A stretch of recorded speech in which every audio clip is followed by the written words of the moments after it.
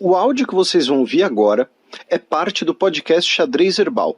Caso vocês queiram ouvir mais sobre esse assunto e outros temas de política internacional, é só ir em xadrezherbal.com. Bem, passemos agora para o match no qual eu e o Felipe daremos um giro pelo velho continente. Pedro Sanches descarta novas eleições na Espanha.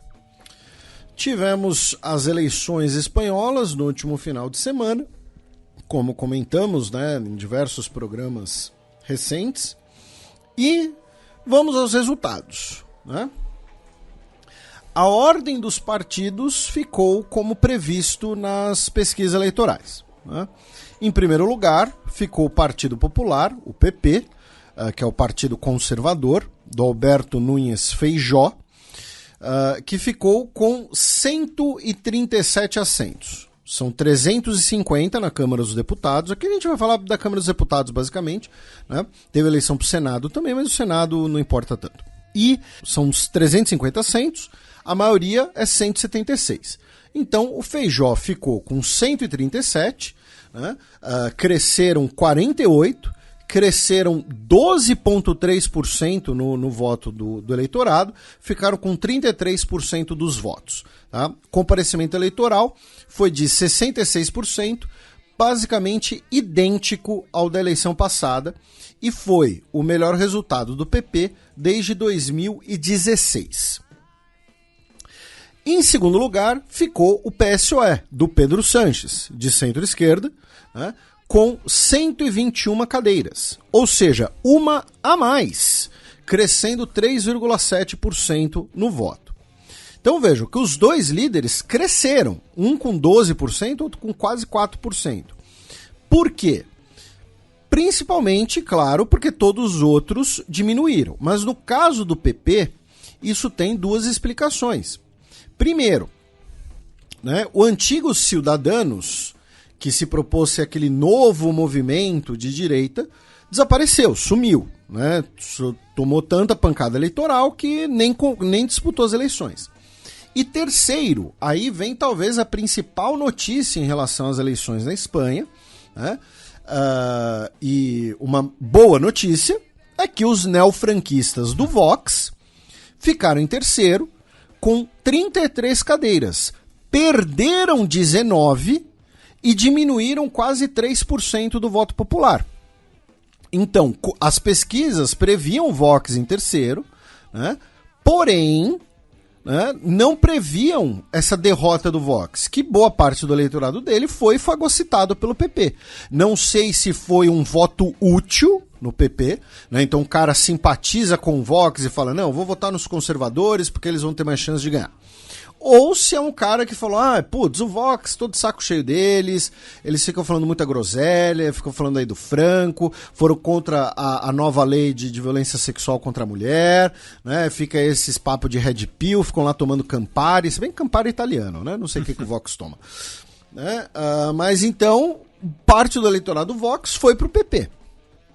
E assim, Felipe, pensando no mapa eleitoral, nas províncias, lembrando que daí é a subadministração, porque você tem primeiro as comunidades autônomas, depois as províncias, o PP ganhou em quase todas as províncias espanholas, só não ganhou nas 4 províncias do Euskadi, que daí se dividiram Álava e Navarra.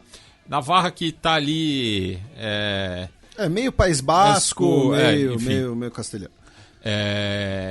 Álava e Navarra, as duas ao norte que ganharam daí os partidos autonomistas, do País Basco, Vizcaya e Guipúzcoa. Mais ao sul do país tivemos vitórias do PCOE em Cáceres, Badajoz e Sevilha, e também em Barcelona, Tarragona, Lleida e Girona. E nas ilhas, tivemos vitória também do PCOE em Las Palmas. E aí, em quarto lugar, ficou o Sumar, que é a nova coalizão de esquerda e de esquerda radical, que inclui o antigo Podemos, mas também outros grupos, ficou com 31 assentos, Perderam 7 e pensando que os deputados que tinham assentos e se somaram, com perdão do trocadilho, ao somar, não conseguiram reter, né? Isso, tem razão. O Sumar ficou com 31, e a diferença entre o Sumar e o Vox em números brutos de votos foi de menos 20 mil votos. Tá?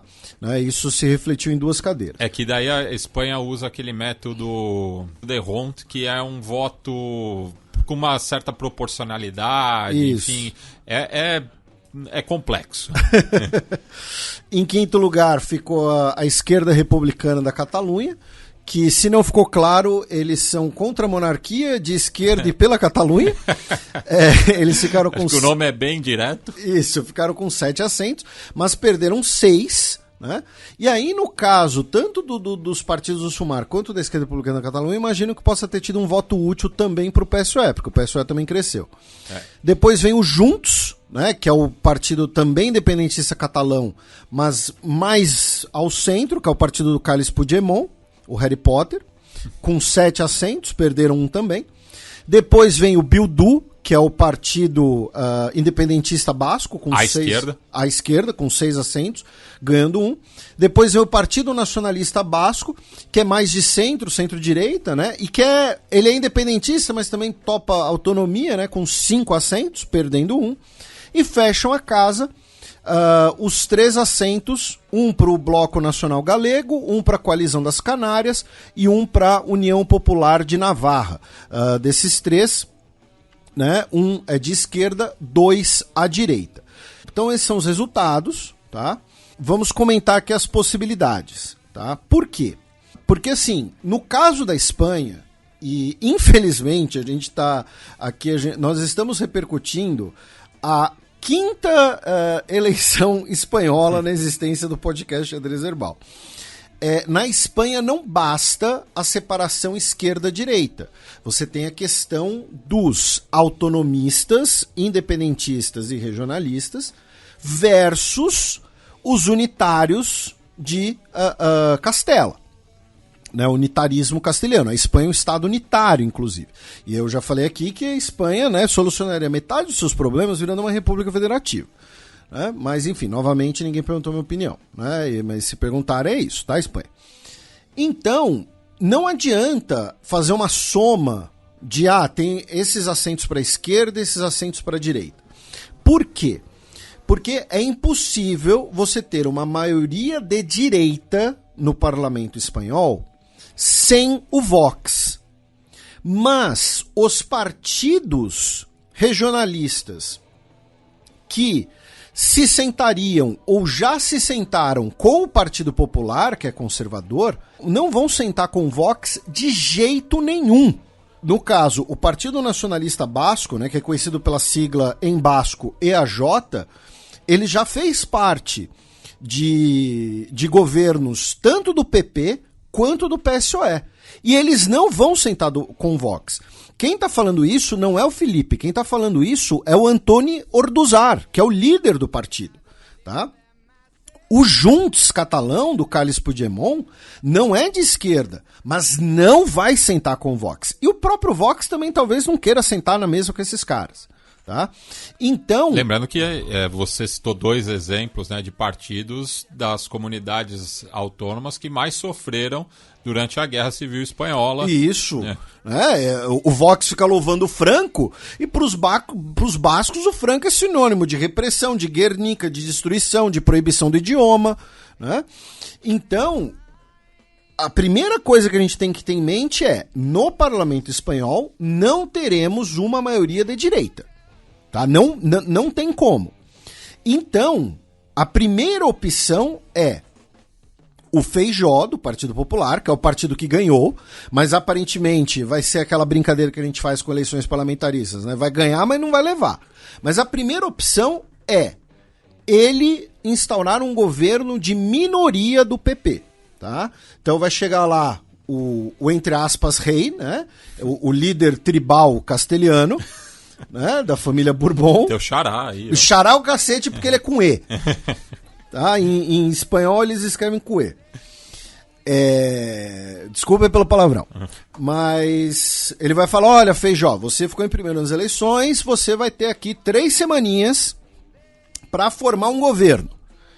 E o Feijó não vai conseguir ter a maioria, mas ele pode conseguir que os outros partidos aprovem ele ser o primeiro-ministro, seja por um voto sem fazer parte do governo, só um voto na hora, né, de assumir como primeiro-ministro, seja pela abstenção. O problema é que um governo de minoria no parlamentarismo é um governo extremamente frágil, né? Primeiro grande debate que você tiver sobre, por exemplo, um orçamento nacional, o governo vai ruir. A segunda opção, meu caro Matias, é o Feijó falar pro líder tribal castelhano: não vou conseguir fazer. Passou 3 semanas, não consegui. E aí o Felipe VI de Bourbon fala: segundo colocado, Pedro Sanches, que já é o primeiro-ministro, tá aqui, você vai ter sua chance. O Felipe VI pode inclusive dar a primeira chance pro Pedro Sanches, caso o Feijó de cara fale: olha, eu não vou conseguir, então nem precisa me dar as 3 semanas, tá? Então, Pedro Sanches, tá aqui sua vez, você ficou em segundo, você vai ter chance. E o Pedro Sanches já está costurando, tá, um acordo que envolveria o PSOE, né, obviamente, o SUMAR, a coalizão mais à esquerda e que inclui também a esquerda radical, os 2 partidos catalães, os 2 partidos bascos e, eventualmente, o Partido Nacional Galego, que aí eles teriam 178 ou 179 cadeiras, um pouco acima do mínimo. A conta é simples. O problema é você colocar 6 ou até mesmo 7 partidos na mesma mesa, tá? É pique geringonça da mesma península. Ali, pois né? é a geringonça portuguesa. E aí, qual vai ser o ponto principal, especialmente em relação aos catalães, né? Lembrando que um dos motivos da crise dentro da coalizão anterior era o Pedro Sanches e o seu diálogo com os catalães. Os catalães, especialmente os Junts, do Puigdemont, querem que o Pedro Sanches garanta a anistia para os líderes independentistas catalães que sofrem processos, que estão presos, ou no caso do Puigdemont está exilado, né, basicamente, e com estado de foragido, então ele pode ser extraditado para a Espanha a qualquer momento. Então, o Pedro Sanches vai ter que oferecer, especialmente para os Junts, uma anistia para essas lideranças. E a questão é que são 6 partidos ali. Se um deles pular fora, a coalizão racha. A coalizão não tem mais maioria, tá, gente? Então não é que assim, vamos chamar os Juntos só para garantir aqui uma margem, uma gordurinha. Não. Sem um deles, o negócio cai. Então, para convencer, especialmente os catalães, ele vai ter que garantir uma participação desses partidos no governo e uma anistia. Tá? Lembrando que o Pedro Sanches, ele é contra a independência da Catalunha. Claro, né? Ele é um político, entre aspas, mainstream espanhol. Né? Ele é madrilenho ainda por cima. Né? Não sei para que time ele torce. Mas então, ele já negou isso pelo impacto político. Não é possível. Fui pesquisar aqui, o Pedro Sanches é colchoneiro. É o torcedor do Atlético de Madrid, ok. Menos ruim. Menos ruim. Menos, eu não disse que é bom, disse que é menos ruim. Né? Não é torcedor do Raio, mas enfim. Então, assim, vai ser uma coalizão difícil de costurar. O Pedro Sanches, como a manchete que o Matias, né, começou esse bloco, ele já rejeitou a possibilidade de uma nova eleição. Ele falou, não, eu vou costurar sim essa aliança, tá? Essa aliança vai governar e ponto final. Só que não vai ser uma tarefa fácil, né? E ele vai ficar, entre aspas, né, refém dos bascos e dos catalães, que é o que o Vox e também a direita conservadora mais quer. Para falar, olha só, o Pedro Sanches e o PSOE são contra a integridade territorial da Espanha, são contra a identidade castelhana, espanhola e tudo mais. Então a extrema-direita e os conservadores querem isso. Querem que ele precise dos regionalistas, dos separatistas, também para ter essa retórica. Né? E a terceira opção é uma nova eleição espanhola, né? Que a gente não pode descartar nesse momento. Tá? Embora o Pedro Sánchez descarte, a gente não pode descartar. E aí, vamos lembrar, né? Se nós tivermos mais uma eleição, vai ser a 10ª desde o ano 2000. Tá? Então, teremos aí esses debates. E vamos lembrar que isso é importante também para a questão, né, de União Europeia, acordo União Europeia e Mercosul e tal, porque atualmente a Espanha está na liderança da União Europeia, né? Rotativamente e tal, mas atualmente esse cargo é exercido pela Espanha. Né? Não é à toa que o Lula, né, como presidente brasileiro, conversou tanto com o Pedro Sánchez. Eles não estão conversando sobre o Simeone, sobre o Atlético de Madrid. Né? Eles conversam porque o Pedro Sánchez é o líder da União Europeia, né, dos países. Né? A Ursula von der Leyen, né, é a líder do executivo da União Europeia. Né? Então, ainda tem esse elemento, tá? Que acaba sendo importante.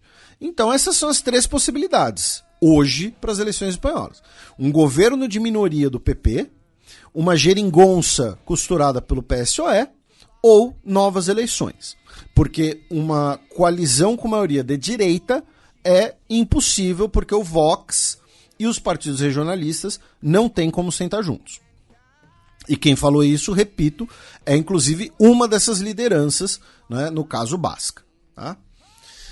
Aí da Espanha, meu caro Matias, a gente vai cruzar os Pirineus, vai cruzar a França, vai cruzar a Bélgica, vamos até os Países Baixos, né, já que, infelizmente, tivemos um marinheiro morto em um incêndio em um navio de carga na costa dos Países Baixos, carregava cerca de 3.000 veículos, indo da Alemanha para o Egito, tá? O Fremantle Highway, um navio de praticamente 200 metros de comprimento, registrado no Panamá, e ainda estão sendo investigadas, né, as razões do incêndio que deixaram um marinheiro de origem indiana morto. Dos Países Baixos, nós vamos para a Escandinávia. Tá? A gente vai falar aqui de Dinamarca e Suécia em conjunto. Por quê? Porque tanto na Dinamarca, essa semana, né, nós tivemos novos episódios de queima do Corão, tá? No caso, repito, na Dinamarca. E no caso dinamarquês, né, o protesto que foi autorizado pelas autoridades suecas, né, foi conduzido por um grupo, né, de extrema-direita. No caso da Suécia, era um cidadão comum, digamos assim. Dessa vez, agora foi o grupo Patriotas Dinamarqueses que realizou a queima em frente à embaixada iraquiana em apoio à Suécia, devido ao fato de que a embaixada Suécia no Iraque, né, foi invadida por manifestantes. E o, entre aspas, protesto também foi transmitido pelo Facebook. A gente comentou isso aí semana passada, né? Um tipo sabe, é uma bobagem, uma patacoada, né? Enfim, a pessoa fica lá sentindo a maior rebelde do mundo, né? Parece eu, quando eu tinha 14 anos de idade, estudava em colégio de freira e achava que era a pessoa mais contraventora do mundo porque fiz um pentagrama na carteira, sabe? É isso, sabe? Nossa, eu sou muito heavy metal, fiz um pentagrama aqui com a caneta, né? Sabe? Se eu pudesse voltar no tempo, eu me dava um tapa na cabeça. Né? Mentira, eu farei outras coisas, tipo levar o almanaque de esportes do Bife para ganhar todas as apostas esportivas e Mega Sena. Mas por consequência desses eventos, né, a Argélia convocou o embaixador dinamarquês e o encarregado de negócios da Suécia em Argel para prestarem satisfações. A Organização da Cooperação Islâmica suspendeu o status da Suécia de colaborador, né, de membro observador da organização. O supremo líder do Irã, o Ali Khamenei, disse que a dessecração do Corão tem que ser lidada com as punições mais severas e que a Suécia quer entrar numa guerra contra todo o mundo muçulmano. Também tivemos mais protestos na Zona Verde, em Bagdá, dessa vez na frente da embaixada dinamarquesa.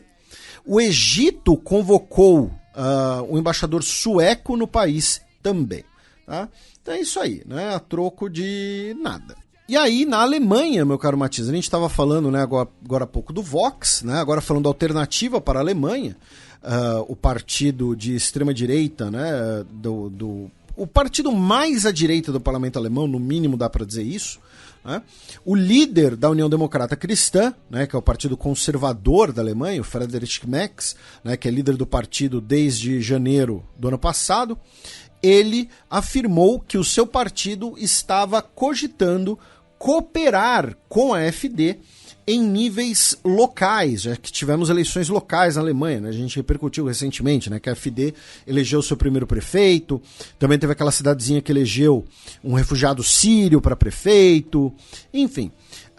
Essa declaração dele pegou muito mal dentro do próprio partido dele. Ele foi alvo de um possível voto de desconfiança dentro do seu próprio partido, e aí ele teve que voltar atrás, né, e negar essa possibilidade. E ainda na Alemanha, né, diversos ouvintes nossos nos marcaram, né, na foto que o Mesut Ozil tirou, mostrando, né, o shape, só que daí dava para ver a tatuagem dos Lobos Cinzentos, né, que é uma organização paramilitar nacionalista turca. Fascista mesmo. Fascista, enfim. E porque além dos lobos tem as 3 estrelas, que eles usam, as 3 luas que eles usam.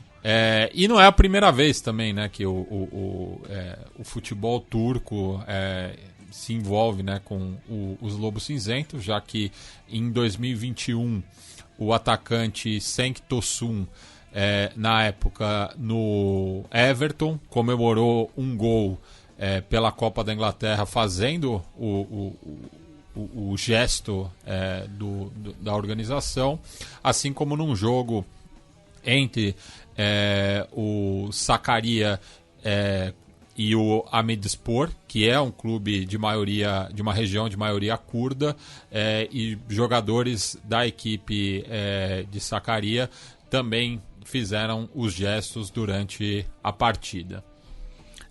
Lembrando assim, que os Lobos Cinzentos, eles foram responsáveis por muitos episódios de violência e atentados terroristas contra curdos e contra armênios, né? Eles são grandes defensores do pensamento pantúrquico, né?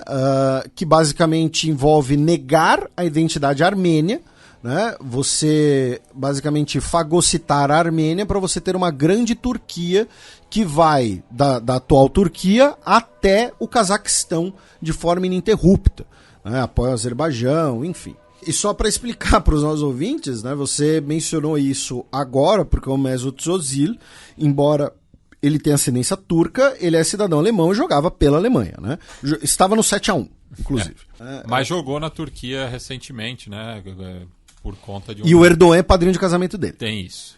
Aí vamos mais ao sul, vamos para a Itália, onde o parlamento italiano, né, liderado pelo governo da Giorgia Meloni, com Fratelli d'Italia, né, aprovou uma lei que vai criminalizar a chamada barriga de aluguel no exterior.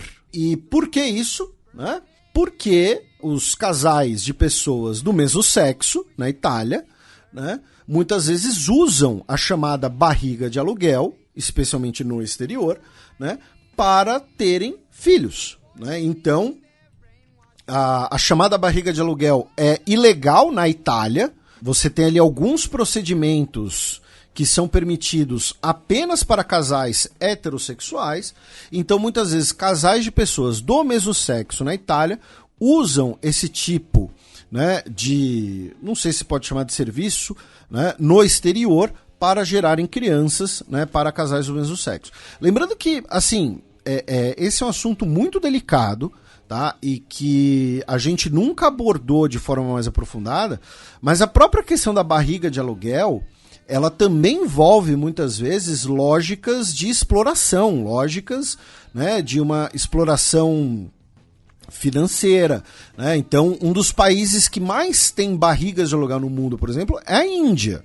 Por quê? Porque muitas vezes são mulheres pobres, né, que nem sempre, muitas vezes são, entre aspas, forçadas a esse tipo de coisa, né? Eu coloco entre aspas ali porque, repito, eu não sou nenhum especialista no tema, mas também eu estou fazendo esse alerta só para a gente não romantizar também esse tipo de procedimento, porque barriga de aluguel é uma coisa que muitas vezes é romantizada, né? A gente vê aquelas notícias que de fato são notícias que comovem a gente, que são notícias bonitas, né? De uma pessoa que aceita ser a barriga de aluguel para um casal de pessoas próximas, pessoas queridas, filhos, filhas, enfim, irmãos, mas a gente não pode romantizar tudo, tá?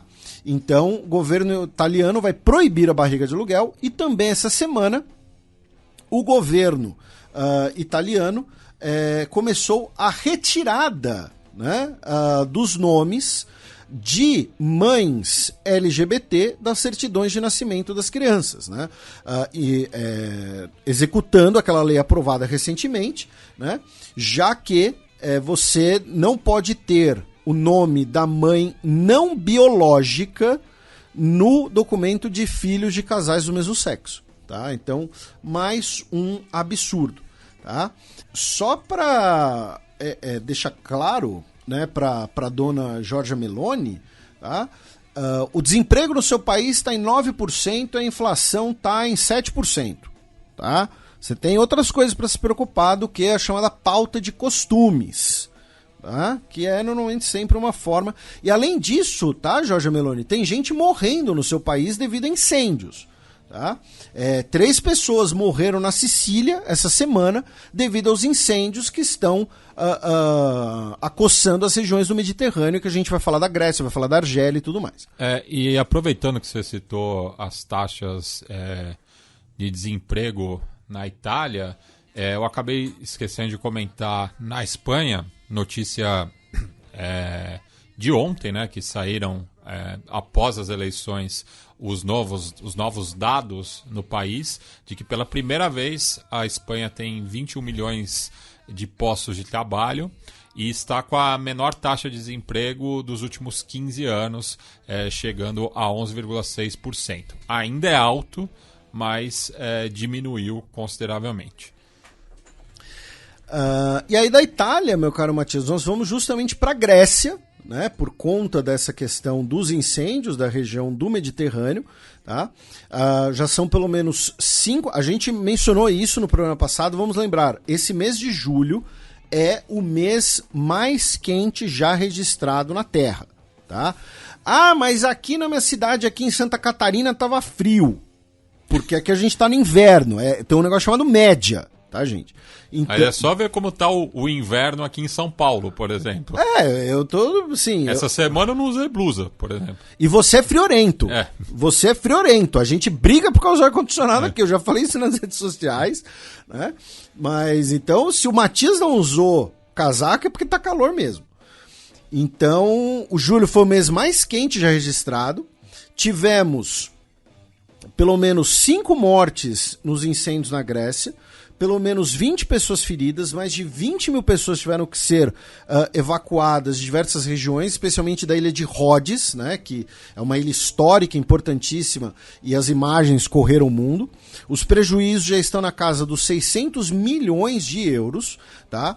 Tivemos propriedades destruídas. O governo grego hoje soltou um relatório afirmando que alguns focos de incêndio foram iniciados pela ação humana, como bitucas de cigarro, tá? Porém, o calor contribui para que os incêndios se espalhem e nós tivemos, né, infelizmente, também um episódio, né, de um acidente fatal envolvendo um Canadair CL-215, tá, que é um avião bombeiro, era um avião dos bombeiros gregos, É uma atividade perigosíssima, tá? Um abraço para o nosso querido Lito, do Aviões e Músicas, né, que abordou um pouco do assunto ali no Twitter dele. Tá? É uma atividade perigosíssima porque o avião bombeiro muitas vezes tem que voar muito baixo, tá? E o avião foi fazer uma curva, a ponta da asa dele bateu nas árvores, tá? O avião perdeu o controle e caiu, né, de frente, né, no solo, teve uma explosão, os 2 ocupantes, infelizmente, morreram no acidente. Tá?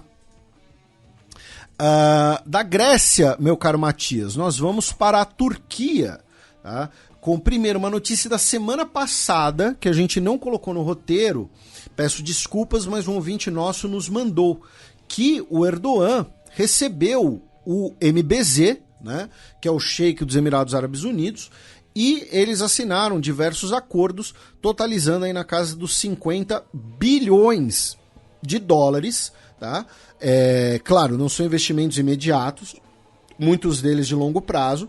Também assinaram acordos de cooperação espacial, tá? Acordos de defesa e também um acordo de extradição entre os 2 países. Falando na indústria armamentista turca, que tem ganhado muito mercado, né, nos últimos anos, que ganhou muita atenção especialmente com a guerra na Ucrânia, essa semana foi anunciado que a Turquia vai fornecer drones para Kosovo. Tá? Na verdade, o primeiro deles foi recebido por Kosovo, serão 3 drones, sendo que um deles é, entre aspas, presente, né? E isso gerou uma repercussão muito negativa por parte da Sérvia, né? A Sérvia, inclusive, anunciou que iria cancelar os seus contratos armamentistas com a Turquia, tá? E que o governo sérvio expressou sérias preocupações sobre o fato de que integrantes da OTAN ativamente apoiam a militarização ilegal por treinarem e equiparem a assim chamada Força de Segurança do Kosovo, tá? Que busca transformá-la num exército completo. Porque vamos lembrar, inclusive pela Declaração de Independência do Kosovo, né, Kosovo não teria um exército propriamente dito. Kosovo teria uma força de polícia nacional apenas. E tudo isso é muito simbólico, é muito mais traumático, porque a importância histórica do Kosovo para a Sérvia está no fato de que ali, em 1389, nós tivemos a Batalha do Kosovo, quando os sérvios, os nobres sérvios, se uniram pela primeira vez numa batalha. Numa batalha contra quem? Contra os turcos, tá? Então a Turquia vendendo arma pro, sabe, é tudo bastante simbólico nisso, né? Ainda tem essa. O ministro de Relações Exteriores da China, o Wang Yi, essa semana também foi recebido pelo Erdogan. E na nota sobre a visita, a China usou um palavreado muito curioso. Falou assim, que a Turquia não apoia a extensão das atividades da OTAN na região da Ásia-Pacífico e vai manter a comunicação e a coordenação com a China em assuntos internacionais e regionais. Achei essa grafia muito interessante. O Erdogan também recebeu essa semana, né? O Erdogan teve uma semana agitada, porque o Erdogan agora que vence a eleição, né, se consolidou aí como presidente / ditador / sultão, né, quer consolidar também sua posição internacional, e recebeu o Mahmoud Abbas, o presidente da Palestina, e também o Ismail Haniyeh, que é o principal líder político do Hamas hoje, né, com mais uma tentativa de aproximação entre os 2 grupos. Aqui no Xadrez Herbal a gente falou 2 vezes de tentativas importantes desses eventos, né, ainda não foram para frente. Programa passado a gente lembrou que o Mahmoud Abbas ele tem um prestígio cada vez menor, ele sofre diversos problemas de saúde também já, então ele daqui a pouco a Autoridade Nacional Palestina não vai ter uma liderança, né? Ele precisa renovar a sua liderança, porque as lideranças palestinas ainda são as lideranças, né, dos anos 70 que chegaram, né, que se destacaram, melhor dizendo, por serem aliados do Arafat, que é o grande patrono da causa palestina. O Banco Central Turco anunciou a revisão da meta de inflação desse ano. A meta anterior era de 22,3%. A nova meta é de 58%. Tá? Então, literalmente, dobraram a meta.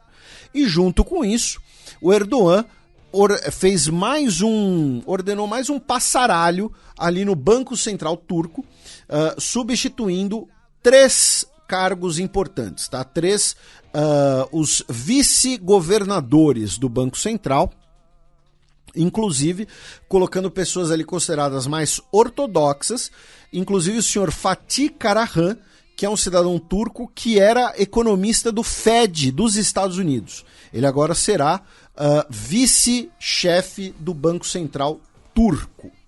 Aí, meu caro Matias, antes da gente ir para as notícias na guerra na Ucrânia, vamos para, né, algumas notícias russas, tá? 3 notícias russas. A gente vai falar mais de Rússia no próximo bloco, tá? Mas a primeira delas é que nessa quarta-feira, a chefe do Banco dos BRICS, a Dilma Rousseff, ex-presidente do Brasil, se encontrou com o presidente da Rússia, em São Petersburgo, né, o Vladimir Putin. E aí, um monte de gente falando, Dilma se encontrando com o Putin, é aquela discussão que a gente estava falando anteriormente, né? O Lula é anti-americano, alguma coisa assim. Só que assim, a Dilma é presidente do Banco dos BRICS, gente. Ela vai se encontrar com o presidente da Rússia, sabe? Tira os nomes. Tira o nome Dilma, tira o nome Putin. É a presidente do Banco do BRICS encontrando com o presidente da Rússia. É isso, né? E falaram, né, sobre fortalecer o uso de moedas locais no comércio entre países emergentes, né? Agora, o principal disso é que a Rússia, né, teria solicitado, né, uma linha de crédito do Banco dos BRICS, né, e a Dilma falou, então, não vai rolar. Né? Nesse momento não vai rolar, tá? Então ela falou não pro Putin, né, em relação ali à grana, tá?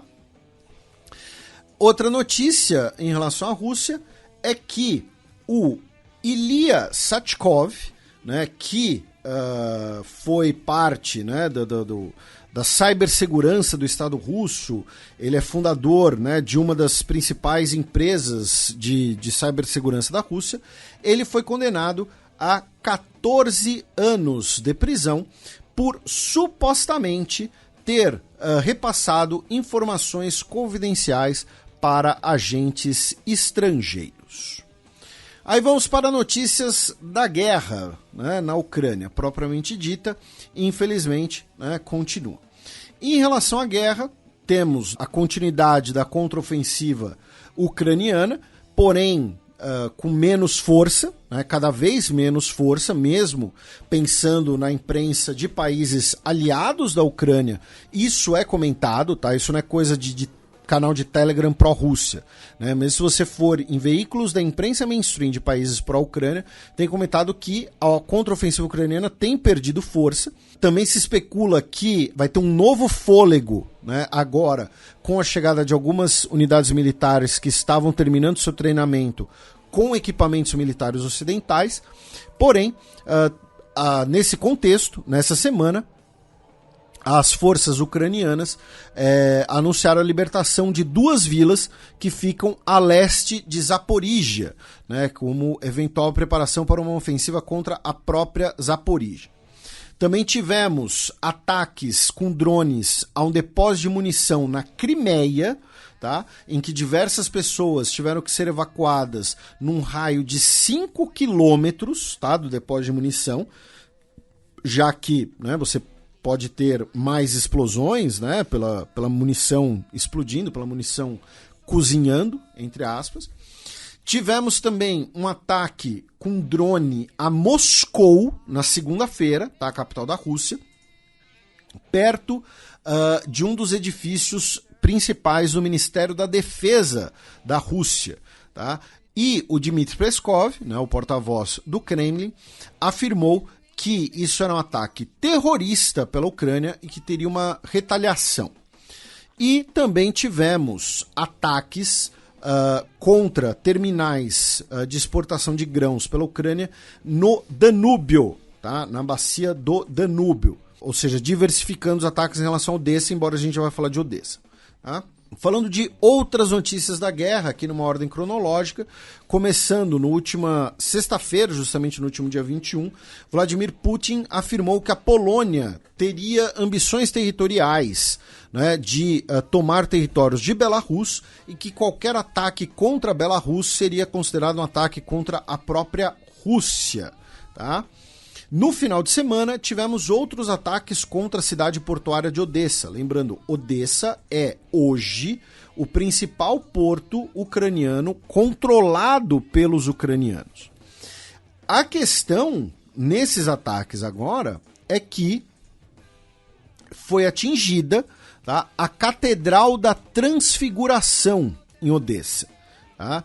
Ela é uma catedral que foi construída originalmente no século XVIII, tá? Depois, no século XX, ela foi demolida pela União Soviética em 1936 e foi reconstruída após o fim da União Soviética. Tá? E ela foi atingida agora nesses ataques. E por que estamos destacando isso? Porque ela faz parte, tá, do centro histórico de Odessa, que é um patrimônio cultural da humanidade pela Unesco. E isso é crime de guerra. Tá? Em bom português, isso é crime de guerra. Tá? Não está claro e dificilmente ficará claro um dia se ela foi o alvo intencional de um ataque, ou se um míssil caiu lá por acidente, por engano, enfim. Tá? Mas o fato é, você atingir patrimônio cultural da humanidade é crime de guerra. Tá? Não tem discussão, não tem... Ah, mas o Zelensky é nazista. É crime de guerra. Tá? Ponto final. Também em relação, né, outras notícias da guerra, nós temos a missão da Agência Internacional de Energia Atômica afirmando que minas antipessoas foram colocadas pelos russos, tá, na usina nuclear de Zaporíjia, porém elas não representam ameaça à operação da usina. Essa semana também o governo dos Estados Unidos anunciou que um cidadão dos Estados Unidos, um ex-marine que estaria lutando pela Ucrânia de forma voluntária, tá, foi ferido em combate depois ele ter sido trocado, né, dele ter sido parte de uma troca de prisioneiros. E o governo dos Estados Unidos frisou que ele não estaria agindo, né, de uma maneira endossada pelo governo dos Estados Unidos. O governo dos Estados Unidos também anunciou mais 400 milhões de dólares em munições e pacote militar para a Ucrânia. Finalmente, né, duas notícias para a gente fechar aqui esse bloco. Uma delas, né, ligadas indiretamente à guerra.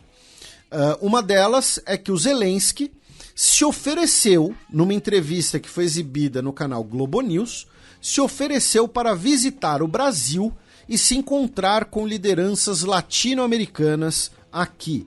Tá?